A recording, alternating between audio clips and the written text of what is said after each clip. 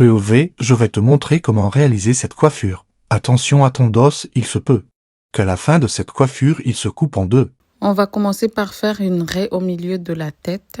Pour cette coiffure, je préfère commencer par le milieu. Comme ça me facilite le traçage. Je viens faire un premier trait sur le côté droit et je viens faire pareil sur le côté gauche. Je m'assure que les deux côtés soient à peu près pareils. Et avec de la cire, je viens mettre au propre tous les traits. Je commence par le trait du milieu, puis les deux traits sur les côtés. Je viens ramasser tous les petits cheveux et je viens les attacher avec un élastique. Toujours au milieu, je viens prendre la section de droite et je viens la couper 2 fois là où je veux que les traits se croisent. Pour ma part, j'aime bien que le premier trait soit un peu plus bas comme ça. Les 2 autres sections, je les fais de la même taille en coupant au milieu. Puis je les attache comme ça en faisant des pompons pour éviter qu'ils se mélangent. Ensuite, je viens couper ma section de gauche en suivant exactement les mêmes traits que la section de droite. Comme ça, ils restent homogènes.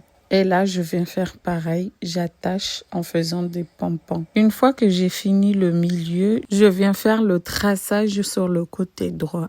Et pareil, je vais mettre au propre avec de la cire. Une fois que je suis sûre que je suis à peu près au milieu, je vais commencer à faire les traits en continuité par rapport aux traits du milieu. Je ne sais pas si on dit comme ça, mais bon. Bref, je viens suivre les mêmes traits que j'ai fait au milieu. Et je continue toujours à faire les pompons pour éviter que les cheveux se mélangent entre eux. En plus, ils sont très faciles à défaire. Et je vais refaire la même chose sur le côté gauche. La prochaine étape, c'est de te montrer comment on fait les tresses. Une fois que le traçage est fini, tu dois avoir une ligne continue au niveau des traits comme ça.